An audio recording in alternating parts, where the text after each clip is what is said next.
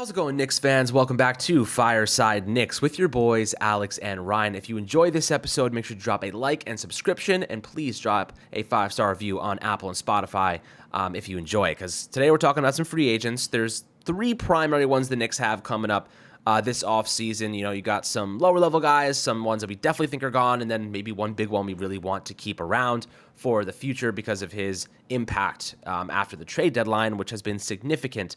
Before we dive into the three guys we have in mind, the three free agents impending for this Knicks squad, Ryan, how you do today, my friend?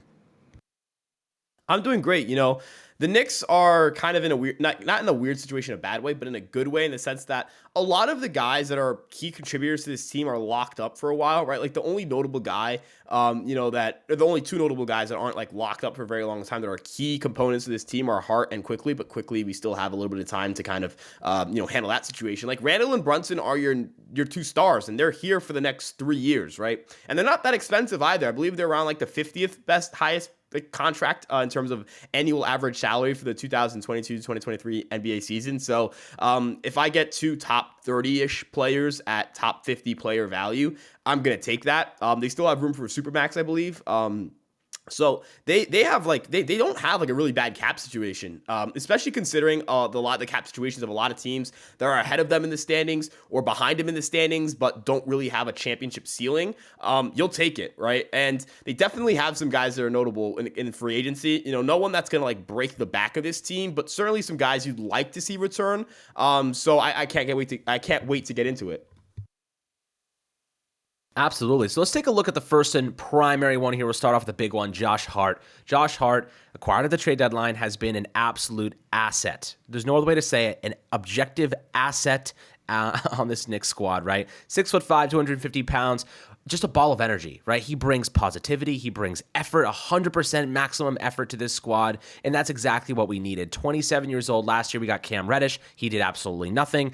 The Knicks go out and get a shooting guard. He's kind of been labeled as a small forward, then a shooting guard, but he's really playing shooting guard for this Knicks team, which is really suit him well. He's played 25 games for us. He's averaging 30 minutes a game, 10.2 points, 7 rebounds a game. He's shooting, 586 from the field, and from beyond the arc, 519 over 2.1 attempts per game. So he's hitting about one per game, which obviously not a lot of attempts, but he's still hitting when he's taking shots, which is obviously a big one there. 79% from free throw range, and he's still averaging 1.4 steals a game. That's a career high for Josh Hart. His defensive attributes have been off the charts for this Knicks team. He is super, super valuable.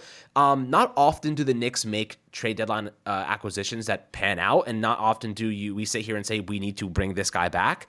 But Josh Hart is one of those guys that I think, while he's not a starter, he is the perfect second team effort guy. And if anyone goes down, he can easily start and help you.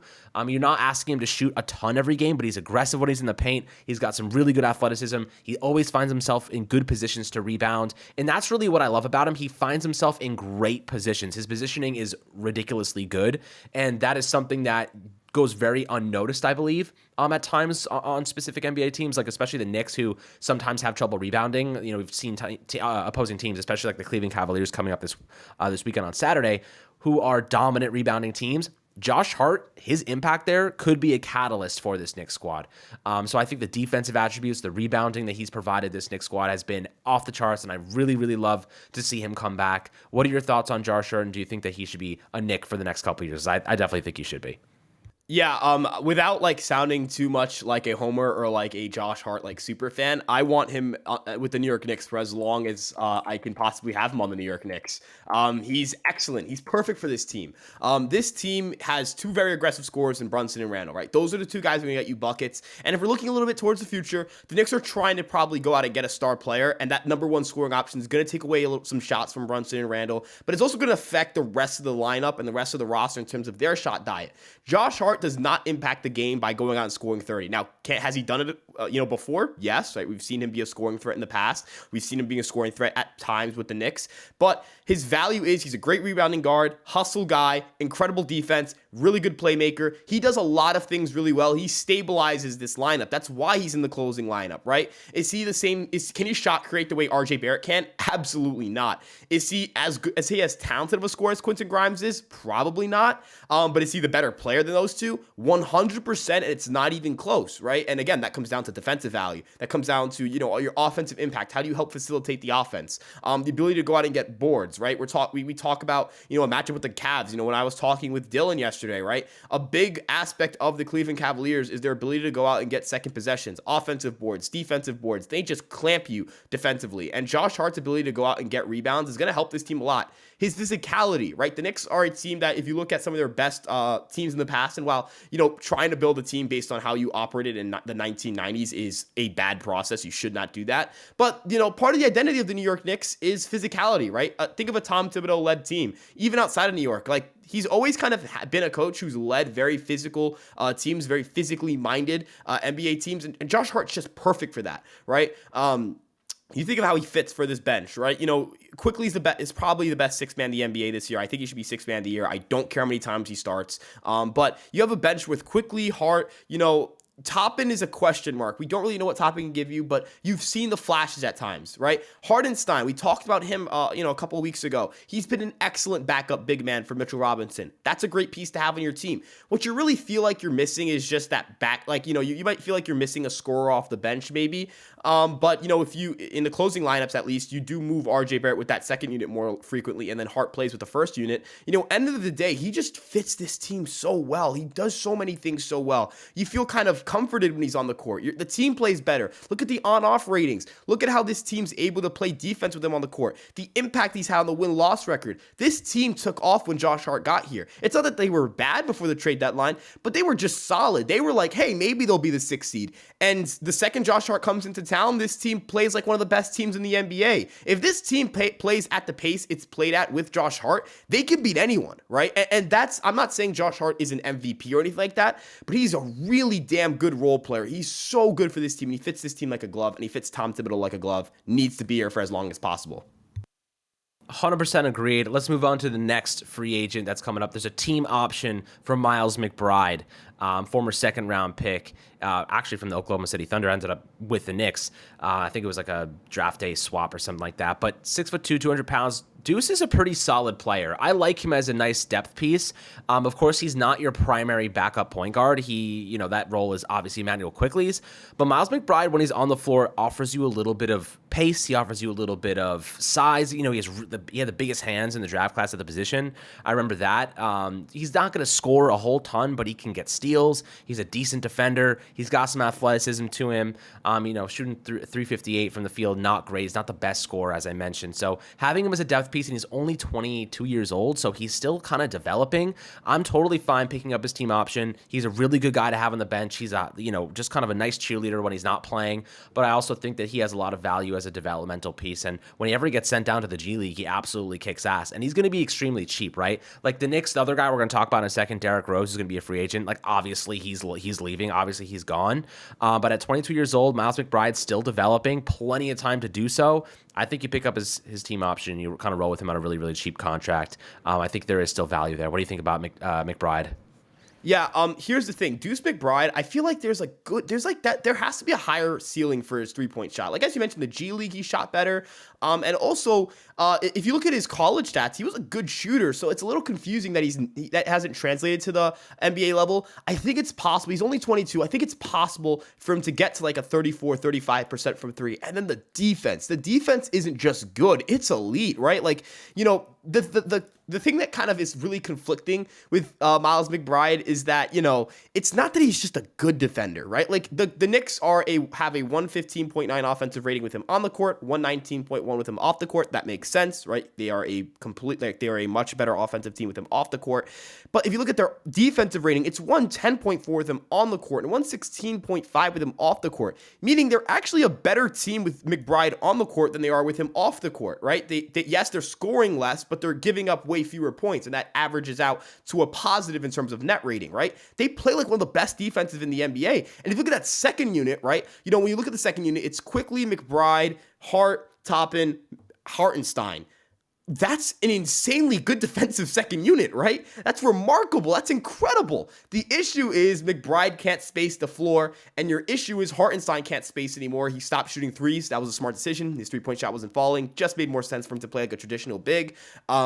it's whatever. But Hart is a good shooter, but not an elite shooter. Quickly, kind of the same thing. And then Toppin's inconsistent. So you feel like the spacing with that unit isn't great, but the defense is so damn good. So you feel like if he could just get to like 34, 35%, even on low volume, man, that would be such a valuable piece for this team. I think you do keep him around. I think you got to figure out what you have with him, right? I would even go as far as to say that had Randall not gotten hurt, I would have said, hey, playoff rotation, I think I'm giving Toppin's minutes to McBride just based on the situation, based on the matchup, based on what the situation is. Donovan Mitchell's an elite offensive guard. Like, McBride can help disrupt that, or maybe just disrupt Darius Garland, right? End of the day, you're probably not stopping Mitchell from going out and torching you. It's Donovan Mitchell, right? But I think we can agree here. It feels like you always feel like there's a little bit more there. The three-point shot could fall for McBride. It's just a matter of getting the repetitions and getting the reps. But the defense is elite. That's not even a question mark. His defense is elite. If the shot could fall just a little bit and you just get like the Knicks are, let's say, just 2 points worse with him on the court than with him off the court in terms of offensive rating, man, we're talking about a really good role player. So we'll have to, I think the potential is still there. I'm going to bring him back. And if he doesn't end up playing much, it's not it's a low cost move. It doesn't hurt you too much if you have to stash him as depth. And again, injuries happen all the time. You never know. So bring him back. Yeah, I mean, look, there's just too many mouths to feed offensively for Miles McBride to be getting like substantial shooting opportunities. So like that's why we're not going to see him take those big steps forward, because he's just, when he's on the floor, they're not using him as an offensive weapon. They're using him as a defensive weapon, as you kind of referenced there. So, Miles McBride, hopefully, can get some more opportunities, continue his growth. But then, transitioning over to Derrick Rose, of course, hasn't really played at all this season, kind of just riding the bench, coming off injury last year. He was so good for us when we needed him, and he really stepped up in some of those games last season. But end of the day, he's older now, definitely just riding the bench, waiting for that contract to expire, just kind of enjoying the view of this Knicks team that is really coming together and looking solid now. So I'm excited to see like where his future goes, but he's definitely not going to be on the Knicks long term. And I imagine they're going to let him walk in free agency. I'd imagine you're kind of in the same boat as that, right? Yeah, there is not really much of a reason for the Knicks to bring back Derrick Rose. I appreciate that he was able to, accept that he wasn't going to play much. And, he actually he was okay with staying with the team instead of being bought out. I appreciate that, as someone who's going to be a leader on this team. I really appreciate that. That's something that, I'm not going to forget, I guess. But as you mentioned, there's already too many mouths to feed. He's not a better player than McBride. He's just gassed defensively. Like, he can't do anything there. He's awful defensively. And offensively, he's not giving you nearly enough. He was good with the Knicks when he first came over. He was a really solid role player, really solid bench scorer. He was what this team needed off the bench 2 years ago when they first won that playoff run. So it's kind of weird that it's coming full circle, right? You look at that 2020 team, that's what kind of started this new core, and it comes full circle. This is probably the best rendition of the New York Knicks since 2012, and this is probably the last time we're going to see Rose in a Knicks uniform. I don't know if he gets picked up by another team. Maybe he does, but it kind of looks like it's the end of Derrick Rose's career at this point. He's just not really playable. Yeah, I agree. But, we'll see what happens here, guys. But I'd love to hear perspectives below in the YouTube comments regarding Josh Hart, Deuce, and, of course, Derrick Rose. I imagine you're kind of the same boat with us. Josh and Deuce should be on this roster next season, if not for the next couple. And Rose will likely be gone. And, of course, we thank him for his services and everything he did for this team. Because, when we needed help, he was there and he showed the hell up. And it's always nice to see Derrick Rose on your squad. Absolute vintage veteran. And at the top of his game was one of the best in basketball. It was the fall from grace due to the injury was certainly unfortunate, but he did have some gas last year left in the tank, and it was nice to see him kind of offer this team some supplementary production and really start a lot of those games. So it was great to see him play some great basketball during his tenure with us, but always happy to hear your perspectives below. Make sure to like and subscribe as always. We'll catch you guys on the next Fireside Knicks episode.